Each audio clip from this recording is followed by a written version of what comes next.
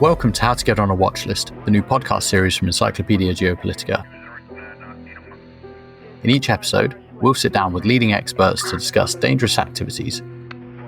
From assassinations and airliner shootdowns through to kidnappings and coups, we'll examine each of these threats through the lenses of both the dangerous actors seeking to conduct these operations and the agencies around the world seeking to stop them.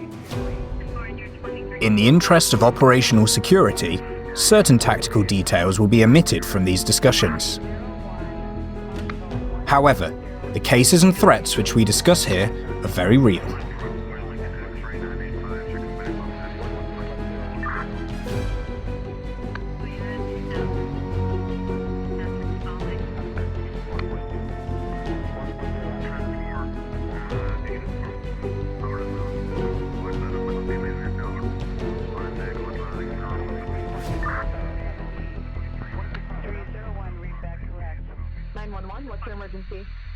I'm Louis H.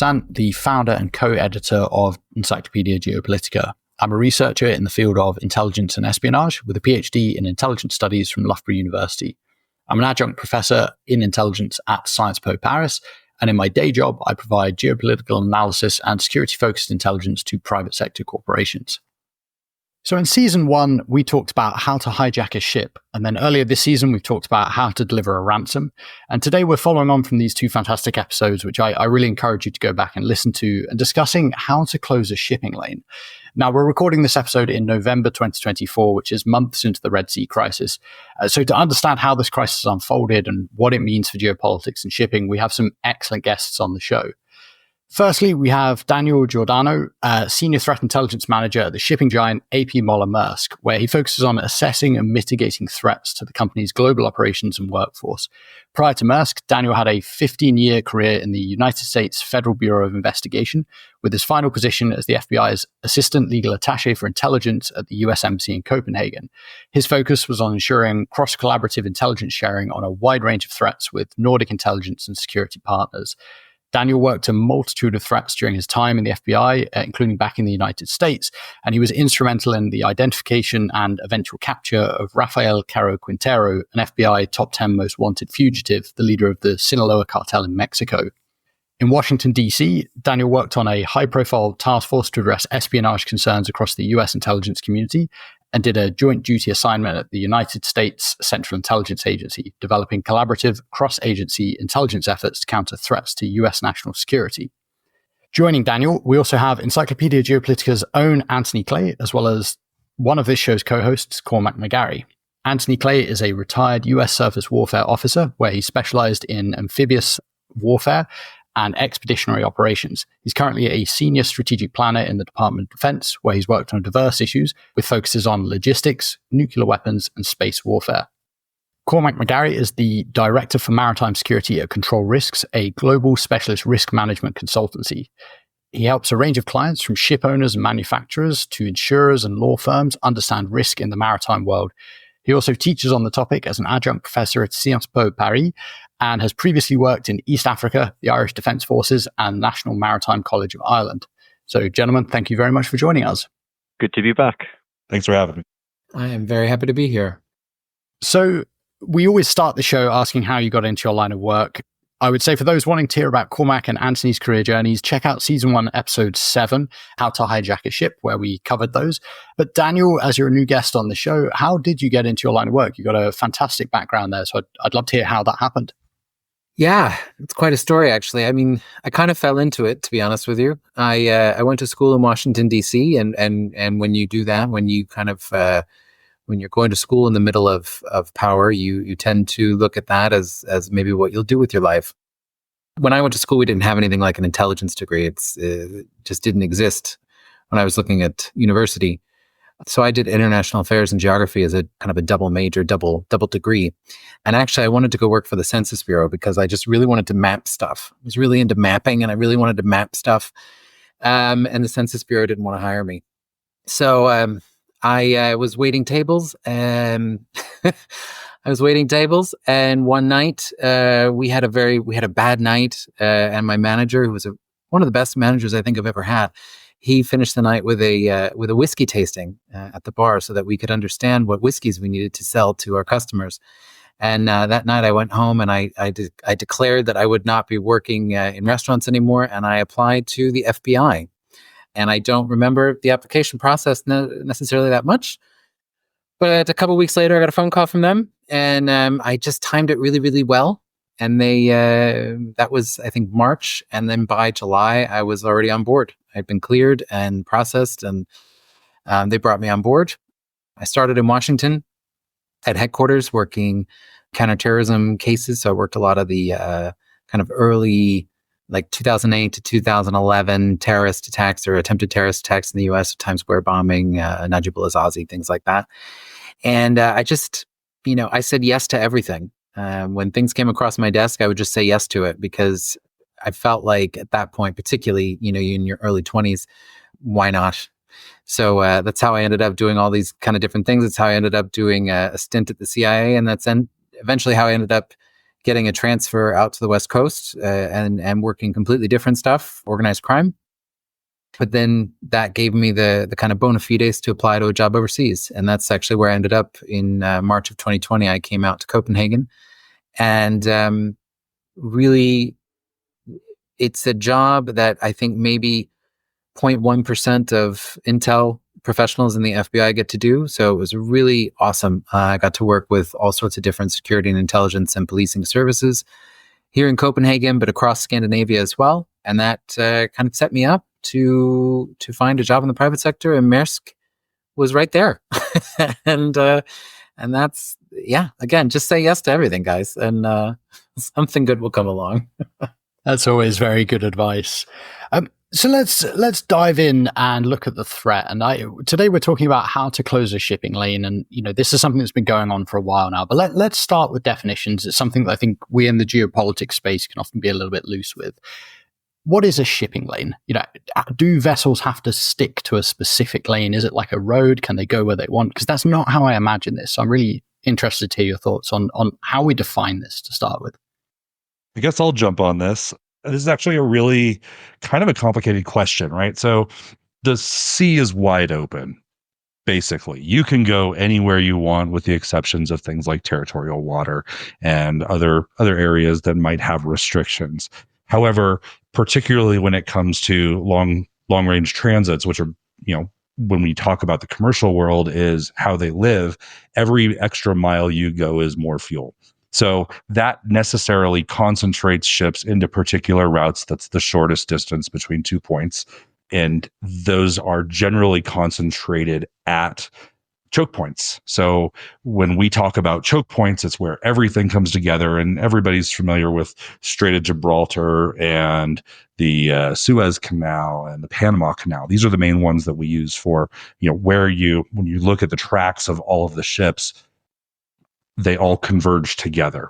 And so when you're looking at where you get the biggest bang for your buck of how to affect shipping, it's at those locations. And so it's a little bit of course, that's the case, right? You look at junctions of motorways, you look at where, goat paths come together and, various parts of the, agrarian parts of the world, those all mesh together at that one spot. So it's why things like the Battle of Thermopylae worked.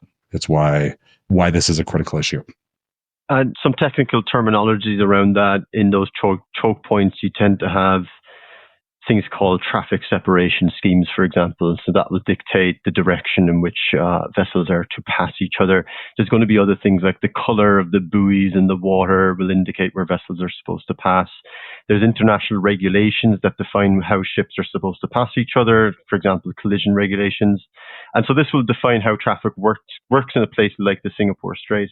And interestingly, as we move on to how do you control that, even before you get to a blockade situation, one of the things, if you take the Singapore Strait, for example, Singapore will be a large part of controlling the safety of those separation schemes. And so that can be used by state actors, for example, to assert control in a kind of let's call it a gray zone warfare area.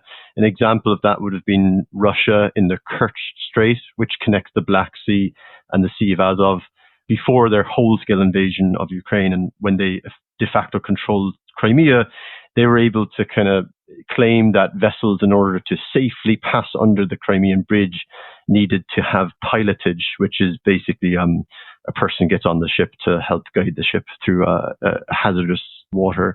So that means you have to take a pilot. Where does that pilot come from? It comes from Russia.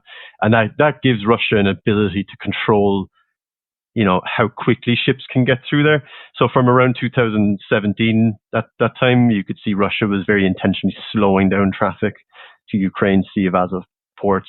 Similarly, you can see in the Strait of Hormuz, before Iran ever gets to more kinetic methods of interfering with ships, they will make excuses and say this ship was behaving dangerously and therefore we performed an interdiction, and they have a responsibility under international law to perform such an interdiction, even though we all know they're performing some political messaging. Actually, I think it was really great, because I think from a commercial standpoint, at least what we're looking at as a shipping company, it's kind of a combination of what was just said between these two gentlemen. We obviously we run these ships, and there is a cost to doing that, right? So there is definitely a cost to the energy it takes to run those ships. There is a cost that we then either have to absorb or pass on to customers.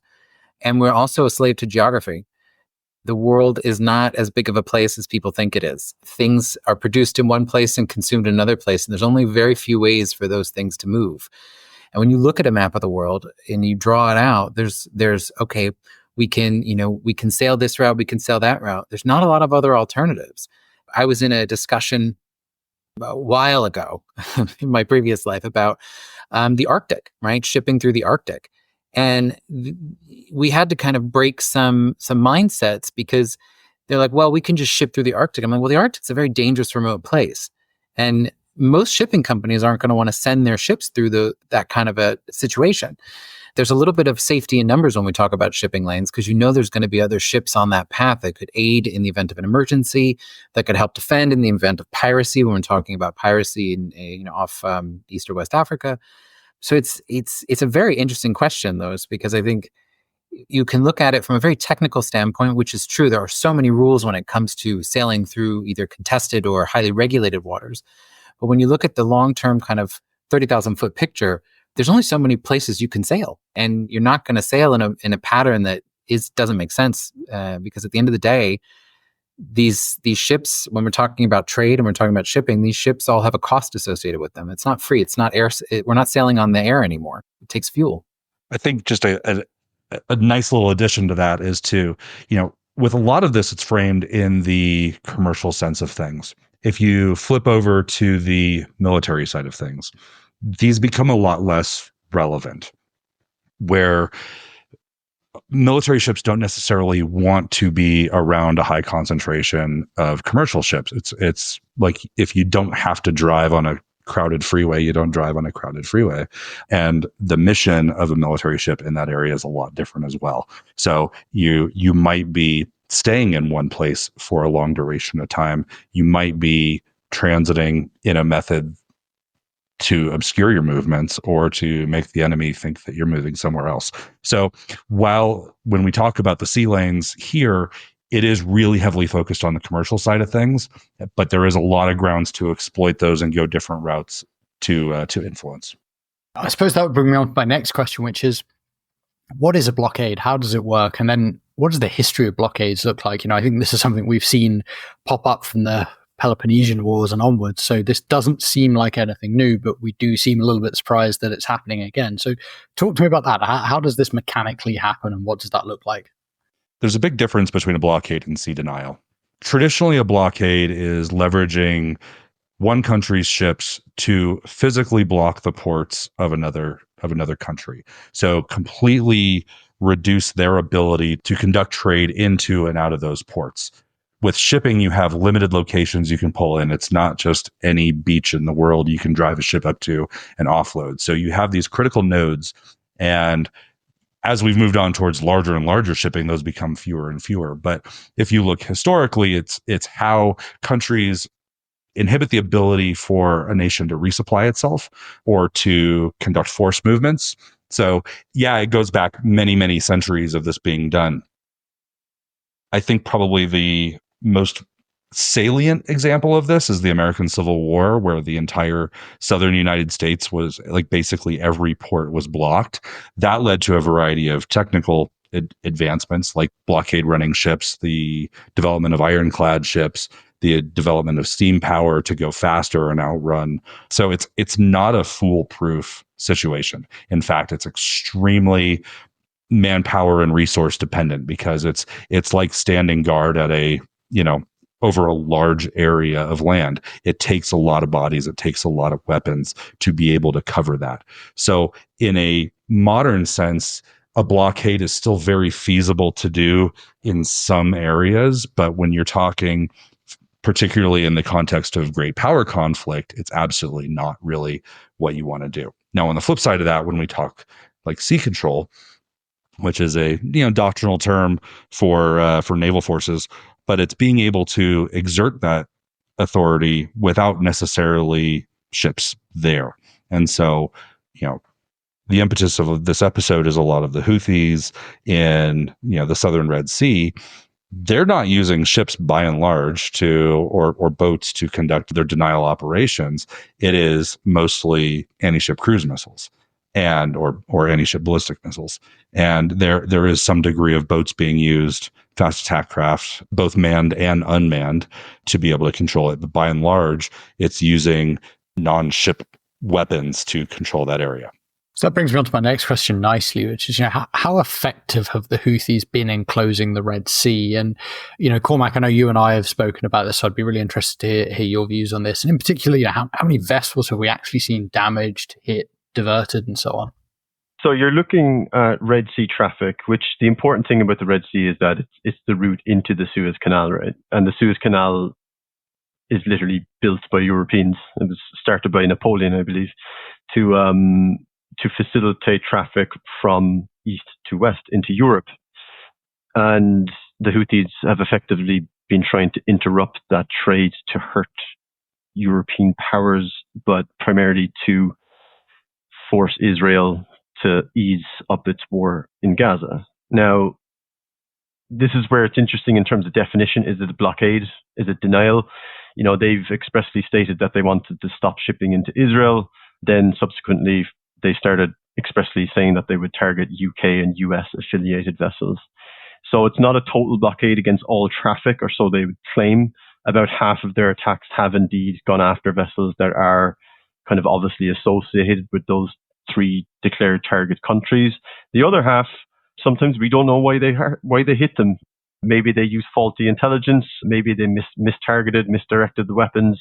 There's a lot to say about that. But how effective has it been? Right now, you're looking at traffic through the Red Sea is about 60% down on air quotes normal.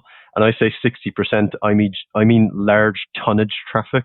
So think about the big container ships, the big bulk carriers that will carry things like coal and food across the waters. I'm not talking here about smaller fishing vessels, for example. So 60% down, that 60% of large tonnage traffic will now be diverting around the South African Cape of Good Hope in order to get to Europe and back.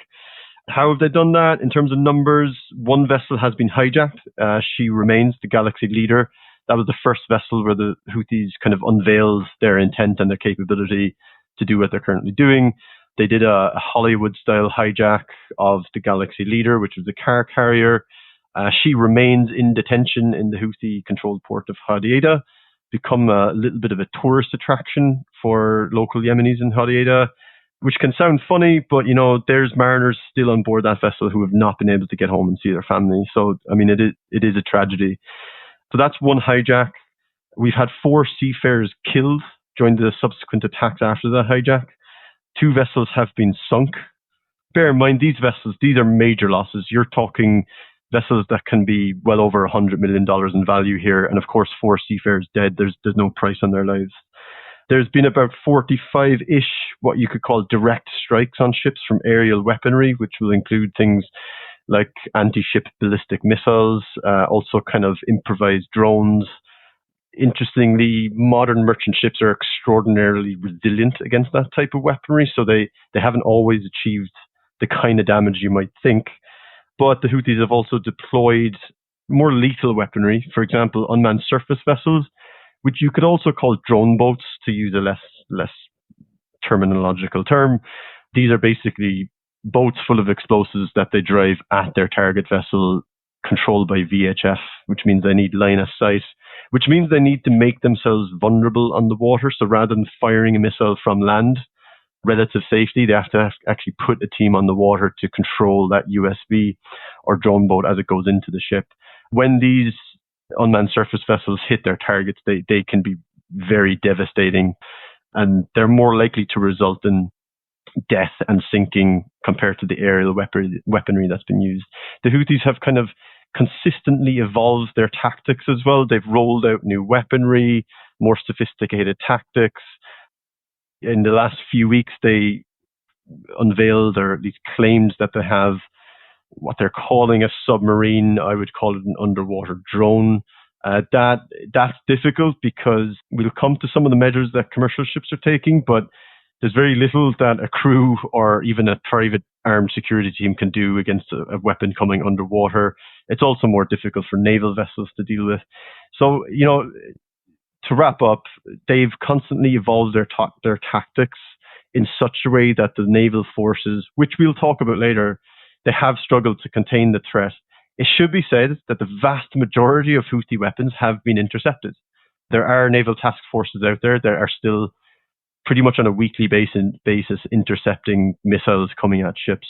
But the attacks so far have been effective enough to reduce traffic to 60%, which, interestingly, hasn't really impacted us. Most of us are sitting here in Europe. We're not seeing the prices on our shelves change as a result of it. Shipping has really been able to absorb a lot of the logistical changes here. That means us customers kind of continue to benefit from shipping just getting stuff to us. Yeah, I mean, and I can definitely add to that. We keep an internal database of attacks and hits, and it pulls from all sorts of different sources. And it's right where you said, Cormac, it's about 48 to 50-ish confirmed vessels that have been hit, with, a couple that have sunk and some deaths as well. And I think what's interesting is, that point you said, which is that most of the shots towards these ships have been intercepted. Problem is, it's also it's not that that's not good, right? It is good. It means that is an effective defense.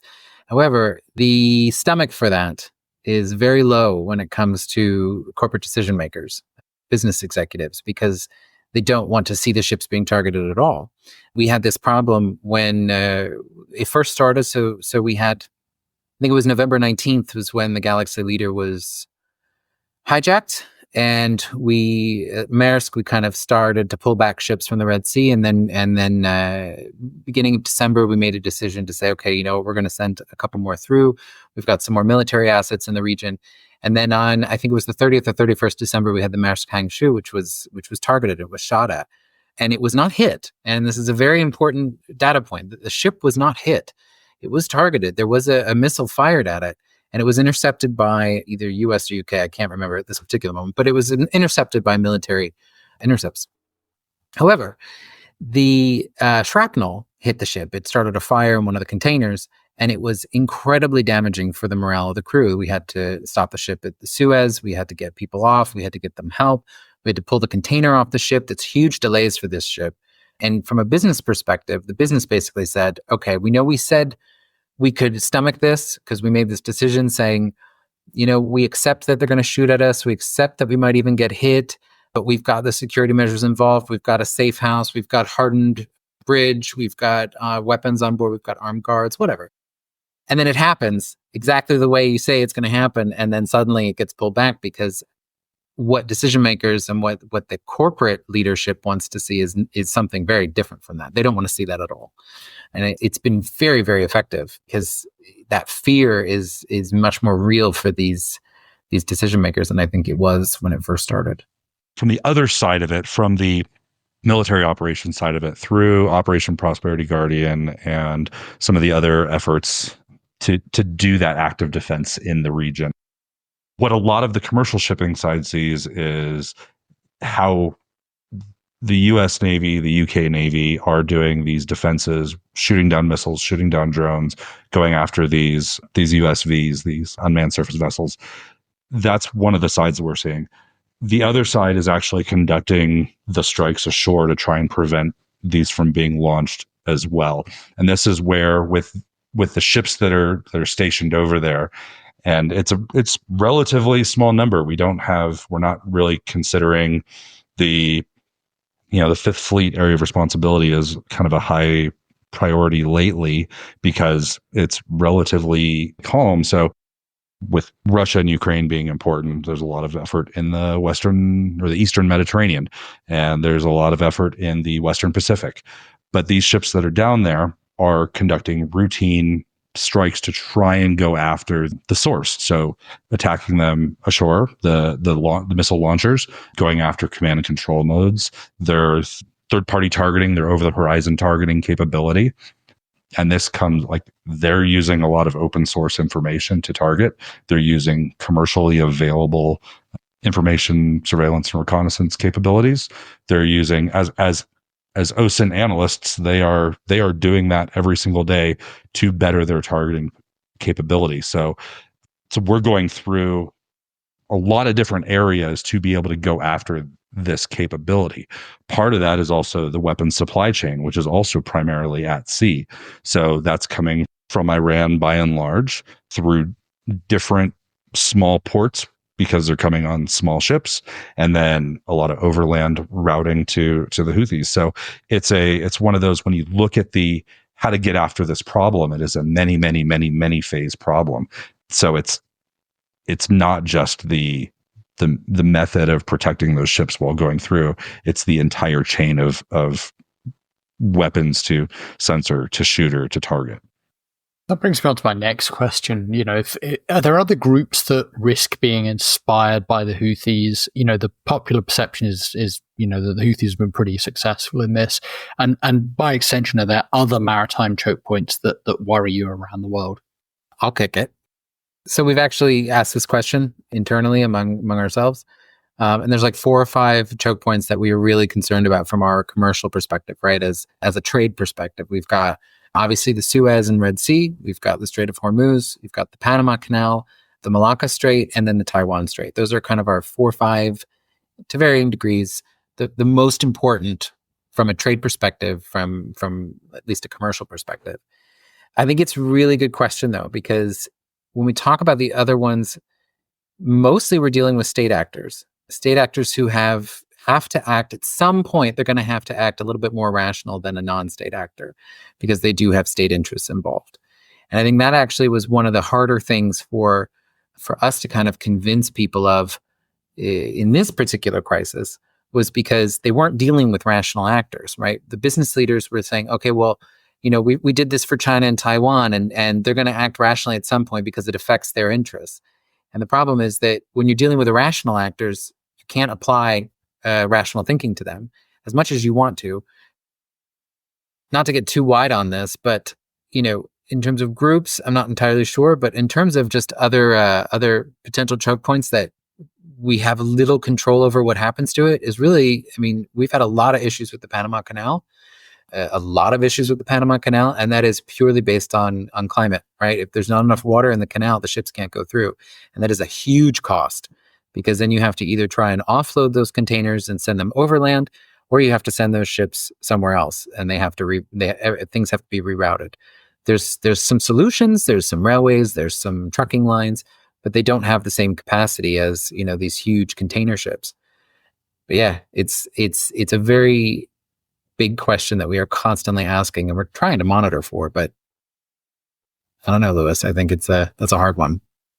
Interesting aside, Mexico is investing billions of dollars into building a new supply route that would get primarily containers from the Pacific over to the Atlantic.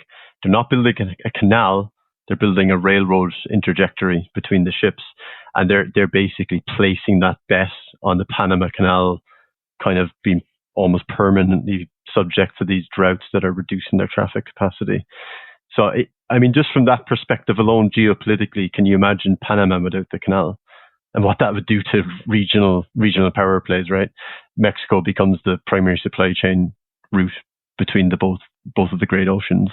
But just back to the broader question, Lewis. Yeah, reiterating the areas that Daniel mentioned, We don't really see anywhere right now that we think, could explode into the kind of crisis that we've seen the Red Sea explode into. But we're always watching. The Strait of Hormuz is kind of always top of everyone's minds, but it generally takes a probably worst case scenario for Iran in order to actually try to shut down that strait. Last time they did it, they were under an existential threat from Iraq. However, something that the Houthis have done has kind of given us a heads up that if Iran wants to, air quotes, shut down the strait, they don't have to blockade it. They can select traffic. So if they have a particular state that they're adversarial with and they want to interrupt shipping to that state, they can choose those ships. They kind of did that with Israel during we call it the shadow tanker war that's been going on for about 5 years. So it's kind of unveils a new threat vector that a strait doesn't necessarily have to be totally blockaded for a state to interfere with another state's trade. Other areas, we look at El Sanaa and Mozambique that could at some point impact traffic in the Mozambique Channel. Wouldn't really have global impacts, but it have some ramifications in shipping. El Sanaa don't really have a maritime capacity to do that we've seen so far. What worries my team more is on the geopolitical side, rather than a group like the Houthis popping up in other choke points. So we thinking about the geopolitics of Europe, and if you just escalate the adversarial relationships between the West and Russia, what happens in the Baltic, even the Black Sea, which is in Europe's backyard. I mean, there effectively was a blockade of Ukrainian ports. There kind of de facto still is, but Ukraine has just managed to get around it. So I agree that in this case, we're looking primarily at state actors if for the expansion of this sort of threat, right? So there's been some history of non-state actors. If you look at, and kind of going back to season 1, talking about piracy on the Horn of Africa, like that had a real effect on slowing down a lot of trade as a non-state actor. There was a degree of that in the Strait of Malacca for a number of years, probably through the 80s and 90s. And then a consortium of countries went through and basically eradicated that. Now, the volume of trade that went through Malacca, it was a infinitesimal percentage of shipping that was affected, but it was still enough to cause some hesitation and to cause, pre-planned responses to be developed and capability to be leveraged counter to that. But realistically, what the 5 straits that Daniel mentioned, Suez, Hormuz, Panama, Malacca, and the Taiwan Straits, those are all going to be state actors. So Suez can be, we've seen it basically rendered ineffective several times through history. The crisis in the Suez in, was that the 60s or the 70s? That's more of your country, Lewis. And then with the Ever Given, during 2020, where it just can completely shut it down. And that was an accident that could be done on purpose. With Panama in particular, there is technology that is required to make that happen. Now, in the old canal, it's a lot of manually changing pumps around to affect the locks and using train cars to move ships in and out of the locks. In the newer canal, there's a lot that's automated. There's a lot of technology that's there. And that gets into methods of attack of how you render this useless without actually having to use military forces, without actually having to do any sort of overt attack. These are things that can be done through cyber. They can be done through affecting, power generation and power lines and communications and all the different other things outside of just, moving equipment. These are areas that can be really, really effective. So let's stay on this kind of worst case scenario trend here. What is the worst case scenario for a closed shipping lane? There's anecdotes out there that if a ship doesn't reach a port within a certain number of days, grocery stores would be empty. What does the danger point look like there? I think a worst case scenario, you have to think about worst case geopolitics. I mean, we have historical precedent, and really worst case scenario here, and I don't want to sound like I'm ambulance chasing, but if you get a capable state actor fully going after shipping lanes and choke points, you get a World War II situation. Just take the United Kingdom goes into rationing during the Second World War because of attempts to interrupt shipping. Rationing in the Second World War literally changed the British diet for 40 years. Took a while for rationing to come off. So that's what a worst case scenario is. And you remember in Second World War, a lot of people tend to forget, thousands of seafarers died. And yet they kept sailing to make sure that food could get to Allied countries. So that's the really worst case. And I would implore people who, we do hear a lot more talk today about a looming World War III. Hopefully that's far off. But when people talk about that is the kind of worst case you're going to see in the shipping world. Kind of more realistic, reiterating some things that Anthony said. We've seen the Suez Canal close. That's a worst case for a single shipping lane or choke point closing. They close it Egypt chose to close it in the 70s because it was covered in war debris and it wasn't safe to sail it. And that was a large part, if not the primary cause of the oil crisis of the 70s, which really defined global geopolitics and even domestic politics in the 70s. It would be a very different situation today because oil through the Suez Canal is very different to what it was in the 70s. But you can just imagine any other shipping lane at worst case again, if Panama gets subject to the kind of droughts that it's been experiencing and Suez for some reason gets completely closed, then you have multiple choke points closed and then you get into worst case scenario where consumers really do feel the impact. So I've got two kind of worst case scenarios here. And the first one is going to be more of a, large scale geopolitics. Second one is more of a small scale. So the first one is coordinated actions between multiple organizations, states, terrorist organizations, pick your actor, but to close down multiple at one time. So if you were to lose Malacca and either the Suez or Bab el-Mandeb in the Red Sea, then you lose east to west trade from Asia to Europe. If you shut down Suez and Panama, you've hindered global trade, with far-reaching effects.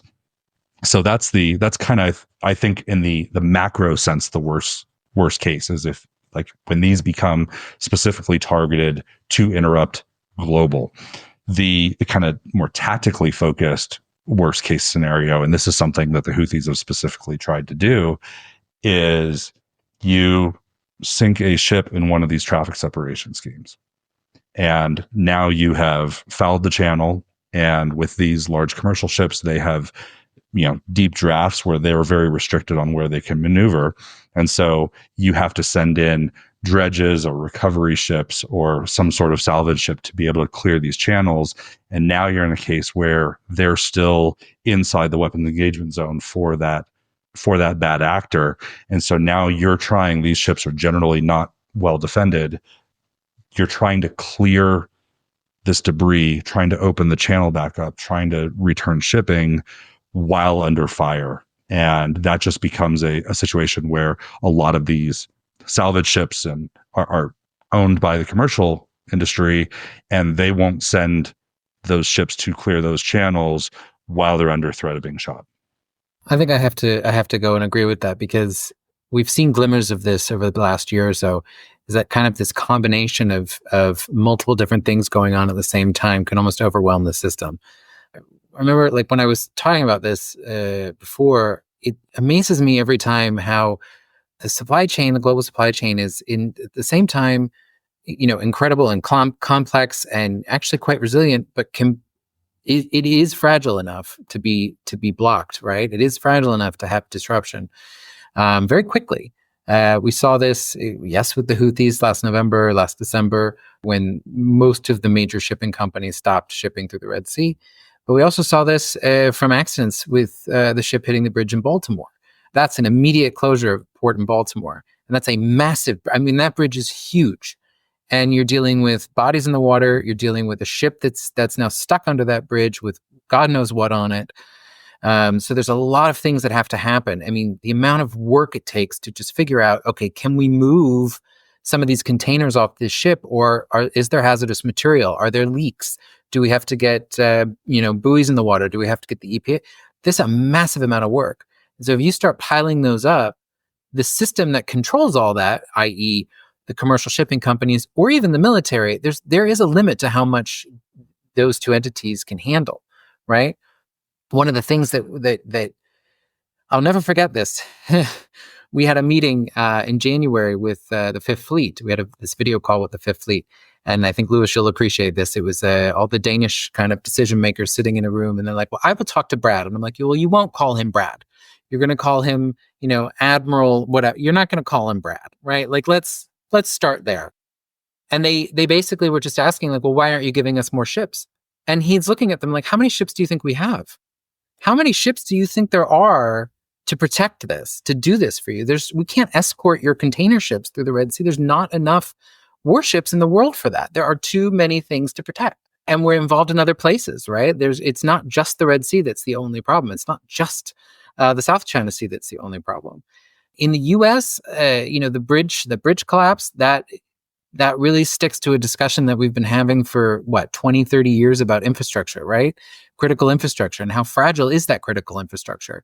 And we talk about port infrastructure as a critical infrastructure. We talk about, the cyber infrastructure. We talk about the gas and electric and water.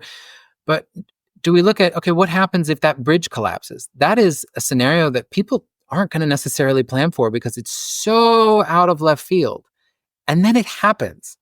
And so you have people scrambling to figure out, how do we fix this? And how do we fix it fast enough where we can get things moving again? Because that's the real goal here. That's my concern. I mean, that's really, when we talk about worst case, that's the worst case to me, is when we start seeing all these kind of things piling up, and it's not necessarily one major event that takes everybody's attention. It's not this kind of major thing. It's a bunch of little things that pile up and just stress the system to the point where the system can't handle it anymore.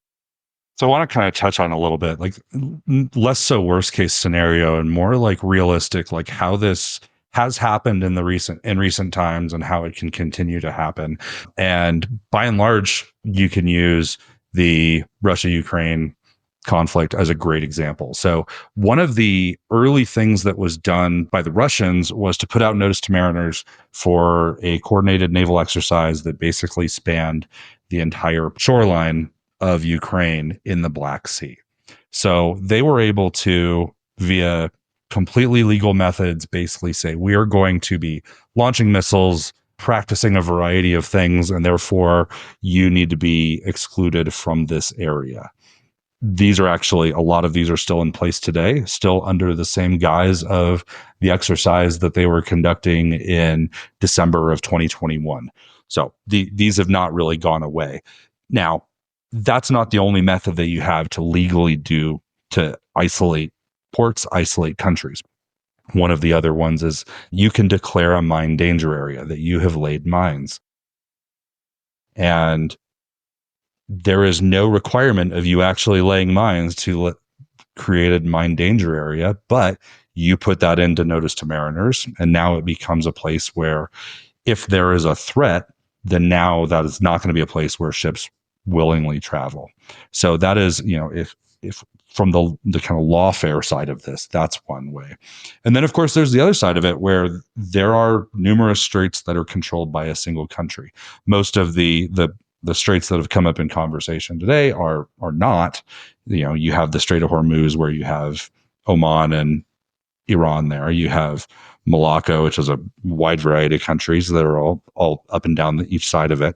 But you do have the Panama Canal, you have Suez, and then in, I think, one of the more interesting cases is the Turkish Straits. So with the Turkish Straits, there's the Montreux Convention that I think was signed in 1937, that basically gave Turkey the ability to control their strait in the context of war. And so they have particularly banned, with legal backing, the ability for belligerents to transit through the Turkish Straits. So in the run up to the invasion of Ukraine, they shut down traffic for all warships going into and out of the Black Sea of belligerents. So that's Ukraine, that is Russia, and it is also, they have basically kind of lumped in the US and the UK in there as well. So while we are not active belligerents, they have not basically authorized travel of warships through there. So that has done the benefit to Ukraine of keeping all the Russian ships that were in the Black Sea there, and therefore making it easier for them to target. That they can't run out of the Black Sea now. But it also means that nobody can resupply, nobody can really transit through to de-escalate the situation either.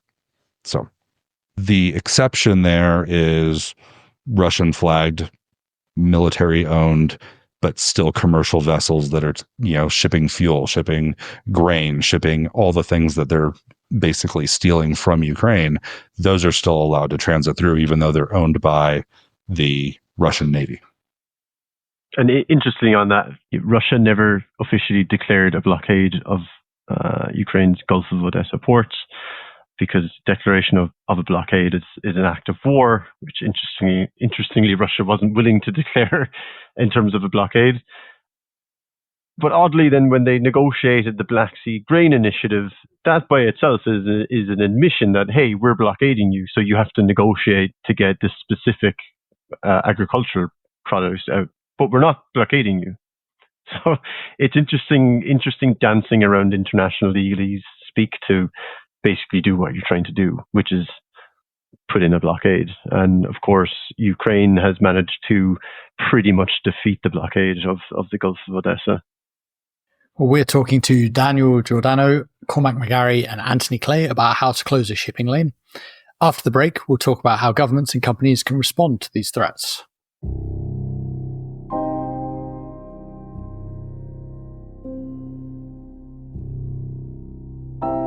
You have been listening to How to Get on a Watchlist, the podcast series from Encyclopedia Geopolitica. If you like this show, don't forget to check out our other content at Encyclopedia Geopolitica, which you can find at howtogetonawatchlist.com, where you can find our analysis on various geopolitical issues, as well as reading lists covering topics like those discussed in the podcast. Please also consider subscribing to the podcast on your streaming platform of choice, giving us a rating, and joining our Patreon.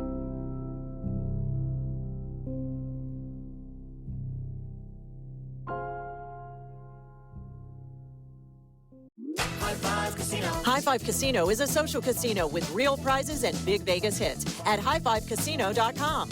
The hottest games right from Vegas, and all winnings go straight to your bank account.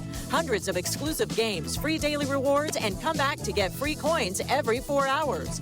Visit highfivecasino.com or download the High Five Casino app. High Five Casino is a social casino. No purchase necessary. Void where prohibited. Play responsibly. Terms and conditions apply. See website for details at high5casino.com. High Five Casino.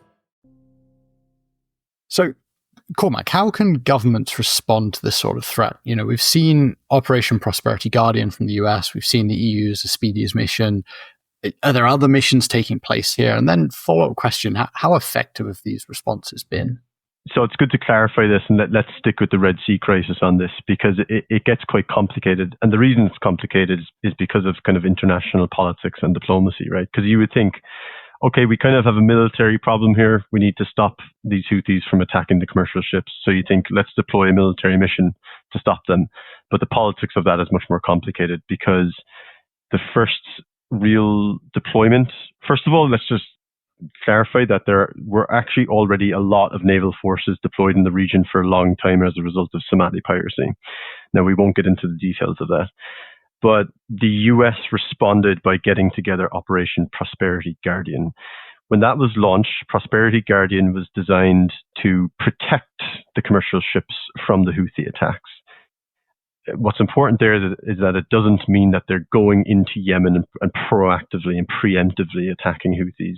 So essentially, they're operating let's call it like a dome-like defense of commercial ships. A lot of countries didn't join that because there's countries, particularly in Europe, that did not want to be seen as publicly supporting a US kind of military policy that's related to Israel and Palestine, right? So that's why Prosperity Guardian didn't garner a huge amount of international members. Something that comes after that is Operation Poseidon Archer, and then that's the US and UK-led operation, which does actually target Houthi weapons sites in Yemen. Very different operations, also because of that kind of political underpinning. Not every country, even though some of those in Prosperity Guardian, were not willing to get behind Poseidon Archer. And both of those operations are ongoing. When you hear about airstrikes in Yemen targeting Houthi infrastructure and weapons, that's going to be Poseidon Archer. Now, lastly, we had a later mission came out from the European Union. So this is the European Union's response to not being able to join Prosperity Guardian, which is the EU Naval Task Force Operation Aspides. So Aspides is directly escorting ships, and it's not as simple as you just give a naval ship to a commercial ship. There has to be specifications on the kind of weapon systems that are there in order to protect the commercial ship. It would be interesting to hear from Anthony what those specifications are. But in short, there's just not enough assets on the water to deal with the problem. So if you look at Operation Aspides, they have a handful of ships, and they're protecting. There's still, 40% of traffic remains in the Red Sea, and of what's there, you're still looking at hundreds of ships that would want an escort. There's only a handful of ships that can even give those escorts. So it's just mathematically not possible for every ship to have that escort. So one of the things that would be needed in this case, if we were, I use we as just the generic broad military here, the navies of the world, to do broad spectrum defense would be mutual defense agreements. And these are between allies or partners, and would basically explain the level of coordination that would happen, the mechanisms of communication, the command and control of the resources, and the level of protection that each of these countries would request. For Prosperity Guardian and some of the other similar things that we've done through the years in different locations, that typically from the US side is US ships protecting US flagged ships. So in the case of a commercial ship, even if it's a US owned company, but it's flying a flag of convenience for, say, Panama or Liberia, that doesn't necessarily constitute that it would be defended by a naval asset. There are ways to get around that. There are ways where we can conduct that security, but typically it's not going to be that point defense that Cormac was mentioning.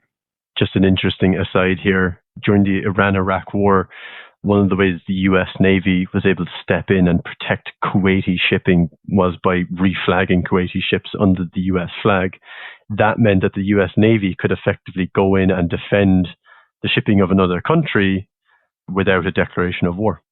And this can be done in a variety of ways. So if it is a critical resource for the US to conduct operations, that's an easy thing to do. So in the case of exporting oil out of Kuwait, it is directly benefiting the global oil supply, which is a critical resource for wartime operations or even peacetime operations or the functioning of the world. So that's one where it is a relatively easy transition to make. So in the case of ships going through, particularly the Red Sea, where we would do that is if it is a commercial ship that is transiting to, say, Kuwait for offloading of U.S. military supplies, while it has the military supplies on board, they will temporarily reflag to being a U.S. ship, and we will defend them through that.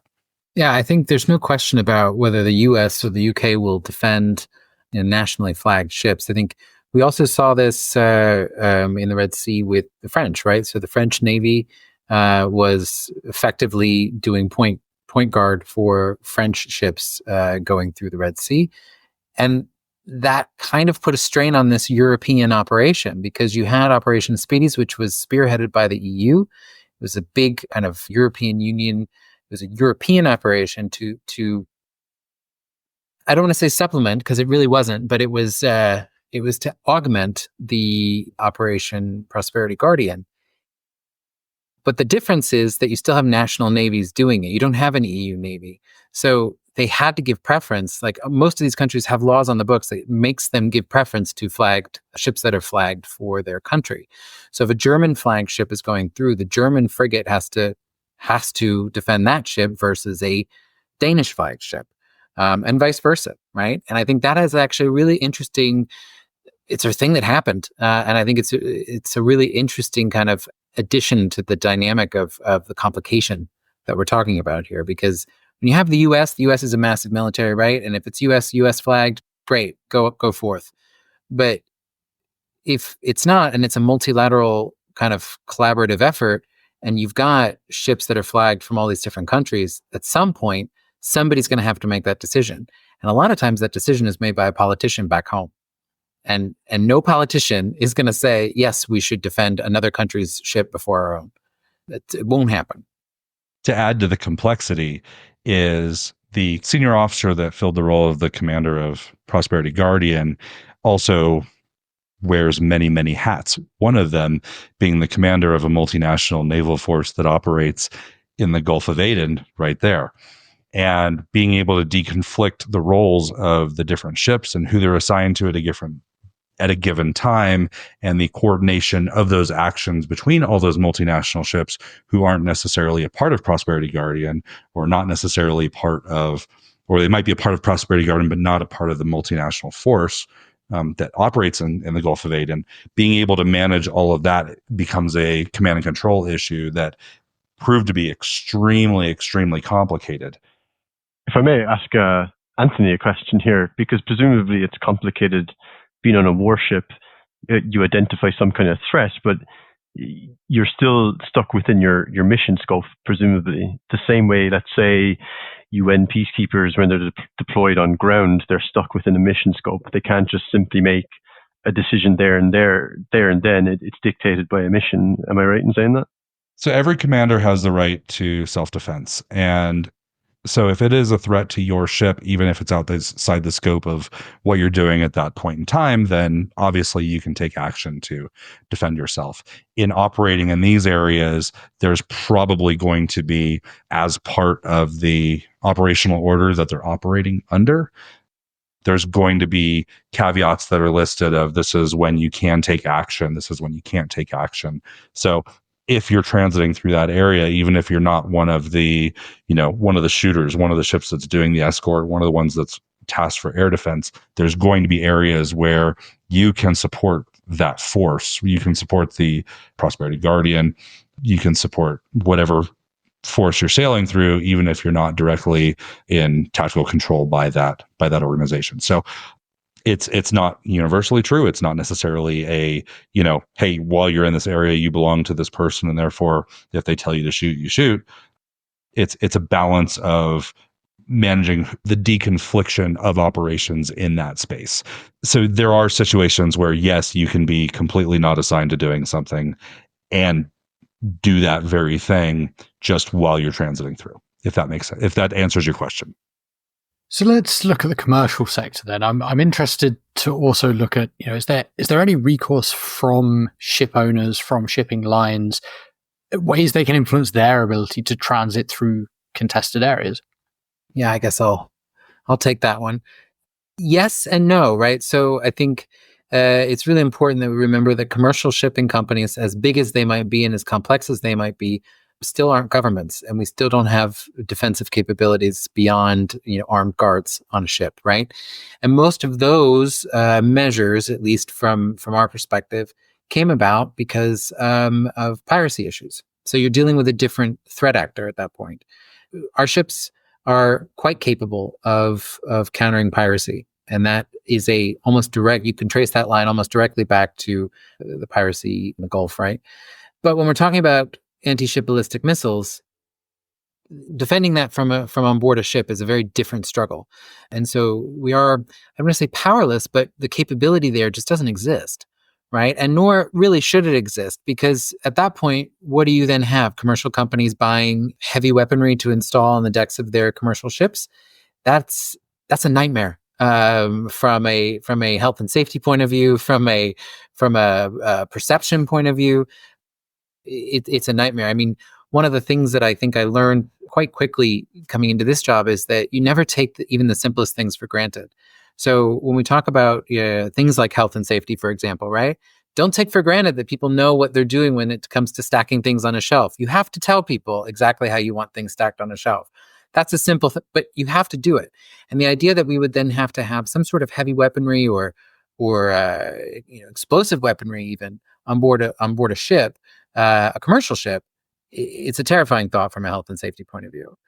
What we can do is we can lobby and we can advocate for ourselves, right? We can, as a company, we can go to our politicians, either in our national countries or in a bigger stage, like in the EU or the US. But there's also international forums, fora. There's international fora for this, right? And where shipping writ large can take a voice. And that voice has a lot more power when it's coming from all sorts of different companies and interests than just one company, right?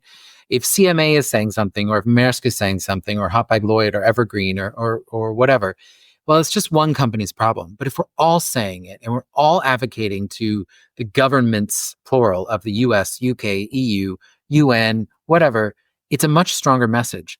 I do think sometimes that it gets lost in the noise a little bit, because one of the great paradoxes is once a crisis is kind of over, it's never like this was a big crisis for us, right? This Red Sea crisis, and we adjusted, and we figured it out, and we got used to it, and we moved things around, and we planned for it. Well, now it doesn't have as much of an impact on the companies, so people kind of forget that it's still a very big problem. And so, is the advocating still as strong as it needs to be? And that's something I think we struggle with on a day-to-day basis, because we are also, a finite amount of people trying to do a job, and we get distracted by other stuff. And that's going to happen in every company. I mean, Maersk has 100,000 employees, but they're all doing various different things. There's only very few people in that company that are doing the advocating to governments. It's a small, very dedicated, very admirable cadre, because they have to go sit in meetings with politicians at all sorts of ranks and levels and know all the protocols and what to do and what not to do. But that's the best thing we have, right? From my perspective as an intelligence person, as an intelligence professional, I think we have a lot more than that. I think that we, as a shipping company and as a shipping industry, we have the data, right? We have insight into data, into the supply chain, into where things are happening, into how they're happening, and who they're happening with. When we had a call with the Fifth Fleet, one of the key pieces of information was that we had done an internal analysis on impacts to the supply chain, that if this shuts down, we're looking at a 6 to 7% impact on the supply chain. And that was the key data point for that briefing for the Fifth Fleet, because that is the impact. That's the so what, right? We always talk about that. What's the so? That is it. People don't want that. We can provide that kind of context that I think maybe we're not the people saying we need to do this for national security reasons, or we need to do this for security reasons even, but we need to do this to protect trade. We need to do this to protect your economies, to protect the things you want, right? Because at the end of the day, that's what we're talking about, is we are shipping things on ships that people want to buy. That's what we're talking about. So protect your way of life. And that's the message that we try and drive home. But that can only get you so far, I think, sometimes. So I have a question for you, Daniel.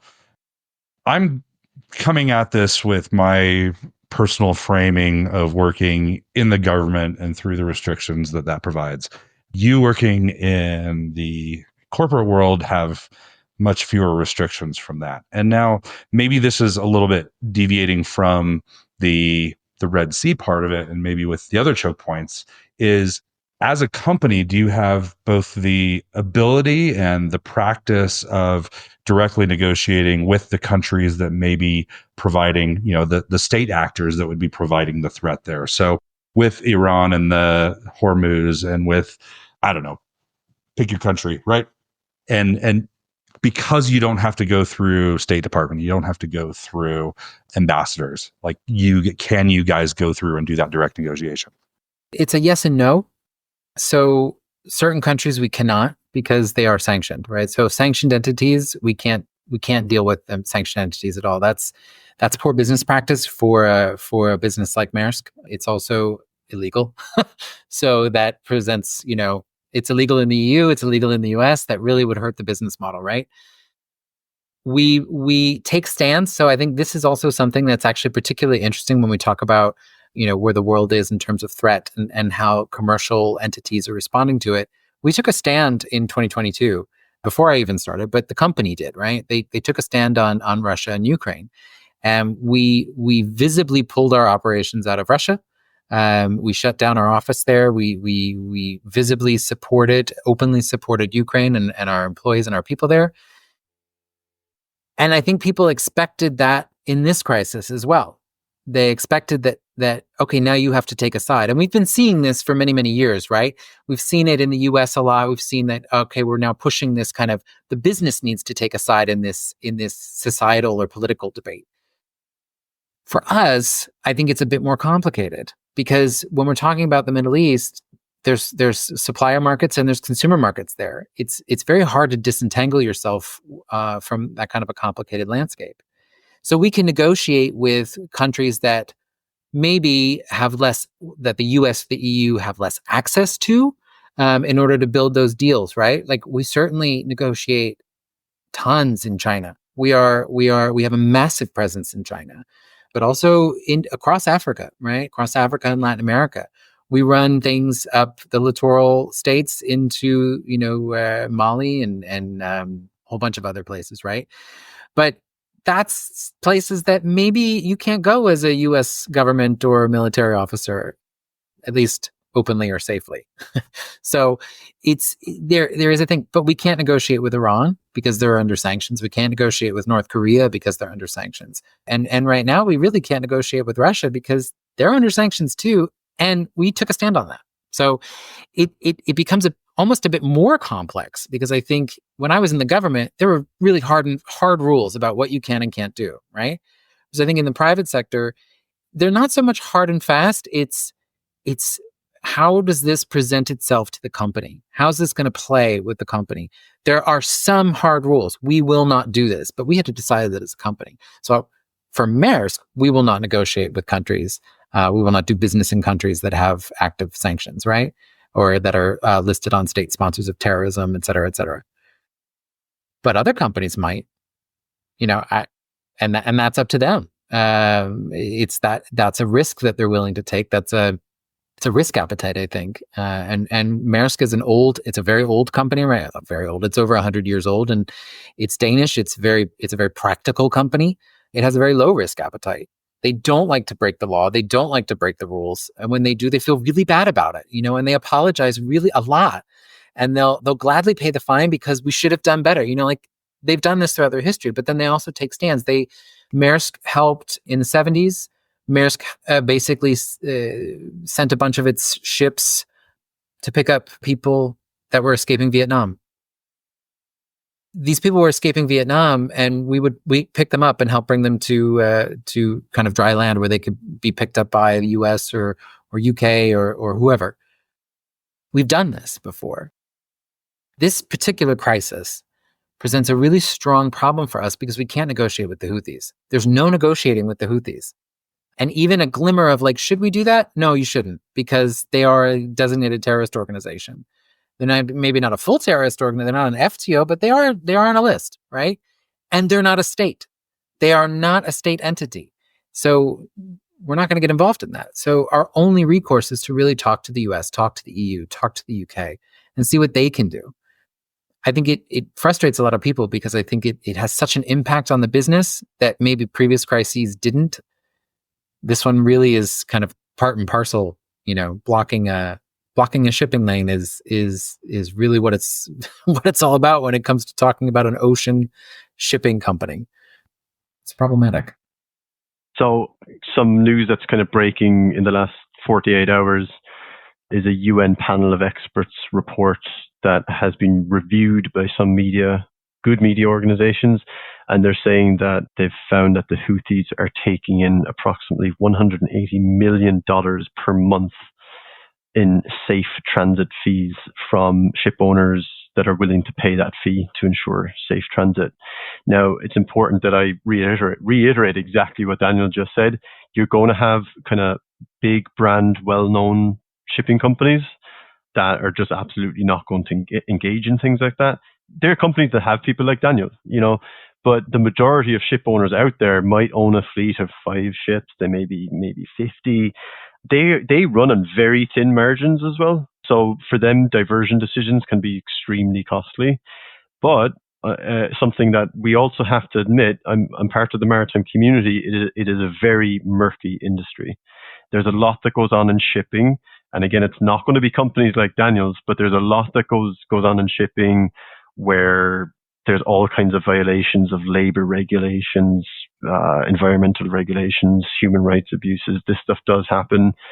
You only have to look at the Beirut port explosion where the ammonium nitrate was landed in Beirut because of an abuse by a ship owner, right? That's how it ended up in Beirut. So there's companies like this that are going to be willing to pay the Houthis and negotiate with them. There's been rumors that this has been going on for years, and it seems the last 48 hours there's some good proof. I'm not sure if 180 million a month is accurate. If you break that down, that means that a ship owner is paying 200,000 potentially to the Houthis to get a ship through the Red Sea. In addition, they're going to have to pay Suez Canal fees. So you run the mathematics there of that versus a diversion around the Cape of Good Hope.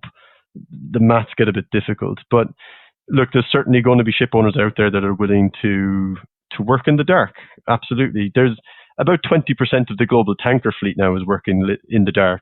We call them the shadow fleet or the ghost fleet, which are basically using methods to get around Western sanctions on Russian and Iranian product, right?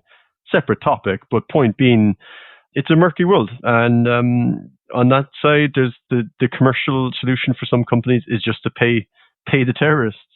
But other options then, back to kind of what I do as a consultant is helping companies negotiate the risk in places like the Red Sea, not by negotiating with the Houthis, but first of all, understanding the risk. So a lot of that is like, do you have the relevant information? And again, a company like Maersk has someone like Daniel who's there for that purpose. Not all ship owners will have that. That's often where I come in as a consultant, is really actually understanding the threat. What is it specifically to your vessel? It starts with that. Then what measures can you take? Is a diversion really the only thing you can do? Some of those measures Daniel mentioned, they come from anti-piracy measures. Armed teams are being used quite a lot in the Red Sea to counter the Houthi threat. And just to reiterate what Daniel said, while they have proven successful on a couple of occasions against some of those unmanned surface vessels, there's a degree of luck involved in intercepting those. And also that armed team cannot do anything against a ballistic missile. There's also credible reporting here in the open source that the Houthis are getting their hands on Yakont missiles from Russia. These are very, very different beasts to the kinds of missiles they've been firing at ships so far. Yakont missiles could do a lot more damage. They're much more difficult to defend against from a naval perspective, and they have much more range. So it's about understanding those risks and also understanding the limitations. There's only so much as a commercial entity you can do to protect yourself against a threat like that. And I think it comes back to your previous question, Lewis, is like the role of government is supreme here. Commercial shipping just cannot be left completely on its own against these kinds of threats. Yeah, and I think, when we talk about commercial industry, the commercial shipping industry is run by people who are not necessarily security or intelligence or former military, right? They're businessmen, women, business people. They're business people, and they've got MBAs, and they're very good at negotiating over a table and broadcasting their earnings and losses over the years or whatever. And it can be a very difficult job when you are trying to explain to them what the uncertainty is in a conflict like this. It can be very difficult when you're trying to explain to them they're dealing with irrational actors who they can't be negotiated with. Or you might want to pay, but we're not going to pay them. So that's not an option for us. So moving on, right? Your options constrict themselves very quickly when you're dealing with large companies with leadership that's business. We had to make a decision about our 2025 network. This was back in August. And they basically said, okay, we want you to do the assessment, do the analysis, and come to us with a recommendation of whether or not we should sail through the Red Sea in in January of 2025. I said, well, okay, well, that's a long time to forecast out when you think about it, with all the different factors and variables that we're talking about here in this conflict, in this crisis. That's a really long way to forecast out. But okay. And so we had a whole thing that I will talk about at the OSAC conference in a couple of weeks. And we had a whole kind of framework built out. And we said, basically, if things don't improve, then it won't be safe as of, 1st of January. And I swear to God, I swear on something. The first question, I thought I was so prepared for these questions. And the first question wasn't, okay, well, what about, if something changes with the Houthis, or what if Oman gets involved as a kind of a third country negotiator? The first question was, why are we saying 1st January? I thought we said 31st December. That's what we're talking about here, right? Like that's, and I realized it was just, okay, this has to even be more simple. Like I have to break this down even more, because they're the people that have to make that decision, not me, and not the security folks, right? Not the intelligence folks. The business leaders make that decision, because at the end of the day, it is a business decision. Some big companies, the executives made the decision, even in the face of the security recommendation, to go through the Red Sea. They said, screw it, we're going to do it. Again, it goes back to that risk appetite. Every company is different, because every company is made up of people of different, cultures and origins and backgrounds, that they're going to have a different attitude towards that risk. Ours is very low, and that has served us very well through the years, and that's just the way it is, right? So that's the context we have to work in. It can be very frustrating to the government, though, sometimes, because the military has said, well, we're here and we're shooting things down, and kind of our basic response is, yeah, but we need more, right? So it can be frustrating on both sides. And then you deal with disinformation, which is a whole different part, right? When the Houthis say they attacked something and they haven't really attacked something, and that's the message that people hear because it goes out on Twitter or the news, or they see it in Reuters or the AP, and it gets in their head. And again, they're not the professionals that are normally looking at this kind of information and wading through uncertainty and sourcing and validating things. They want to know what to know, and that can be almost more difficult. And hey, look, to reiterate something I said in season 1, which is that the industry itself, the maritime industry, let's go to shipping, is extraordinarily risk tolerant. Compared to other industries. I mentioned before that these are basically moving ships rolling around on the oceans. Now imagine your office turning into that. So there's a level of tolerance there that just has to be there. And when it comes to security, the industry at large will, there's 40% of traffic is still there in the Red Sea, because those ship owners, for good or for bad, have decided the best thing for their business is to send their people and ships into places where missiles are flying around. There's really no other industry that just does that. Like, imagine if you had, I mentioned 2 ships have sunk and 4 mariners are dead. Imagine if 2 commercial airliners and 4 pilots had been shot down over a certain area. No one would fly there. That would be the end of aviation to that area for years. But maritime just keeps on sailing. So that cues up really nicely for the last question we always like to ask people. This is an area with a lot of risks. What keeps you up at night? What is the worst case scenario here? And let's start with Daniel. Worst case scenario is, I think, from my professional, place, my professional seat, is if we lose a mariner, right? If we lose a seafarer, that's the worst. That's terrible for us. Maersk is actually there's a lot of things I could find fault with in any place I work, but Maersk is a pretty good company, and I think the company tries to take care of its people really well. That's one of the things that we really push, is this constant care of each other. And I think losing somebody would be really, really bad. From a geopolitical perspective, what keeps me up is honestly, so we're recording this on Election Day in the US. The uncertainty around geopolitical shifts and how that impacts the security for things like this, for the supply chain, and how just insanely complicated it is, that honestly keeps me up at night, because frankly, I can't stop thinking about it, because, it doesn't take a lot to change policy. It doesn't take a lot to really have impacts on, conflict in Ukraine or the conflict in the Middle East. And, our livelihoods can be tied to that at some point. Yeah, that's kind of what keeps me up, I guess.